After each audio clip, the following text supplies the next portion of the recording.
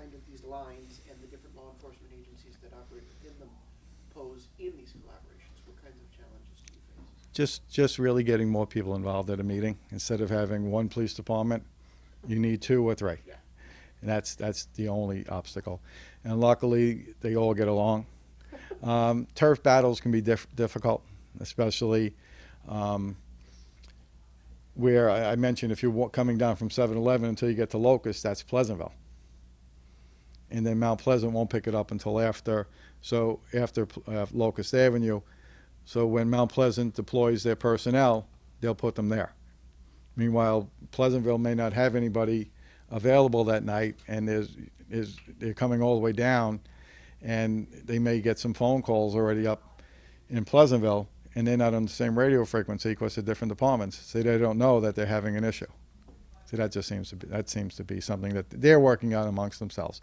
There's a new chief of police in Pleasantville, and I think the interactions with us, all the departments, is going to be better.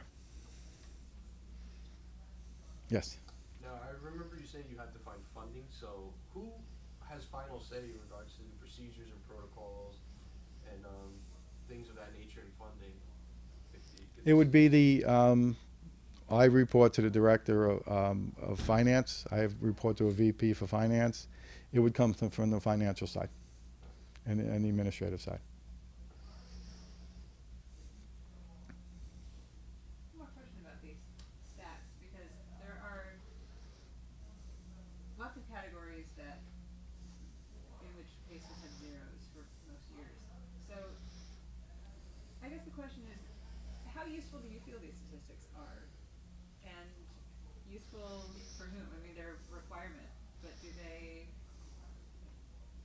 tell people things that,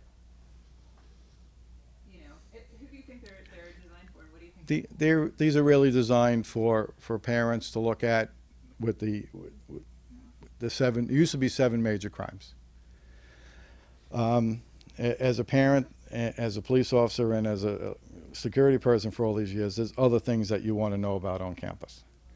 And how many number of incident reports are filed on a yearly basis? What's the primary, what are they being filed for?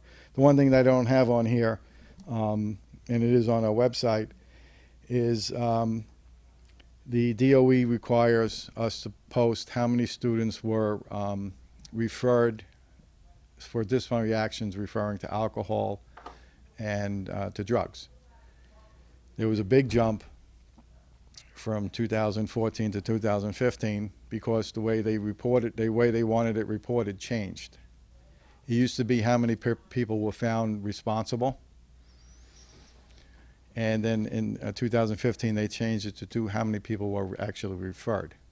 So your numbers almost doubled in some places. It doesn't look good as far as stats, but the issue is that they changed the way how they want it reported. Again, the DOE is always changing how they want things reported. I do fire stats now on a yearly basis, and that's because of Seton Hall fire several years ago. So it's very reactive to things that occur in the community. You brought up very good questions. How many, why are, some buildings locked down, some buildings are open, why are the gates manned? And these are all things that I would find as a parent to be useful information. But when you come on campus, these are things you need to look for. My youngest son went to Delaware, and these are all the things I look for when I went on campus. And they are actually campus police. They carry firearms. There's 50 police officers on campus down in Delaware. So I find the stats good as far as what we need to report because it is a requirement.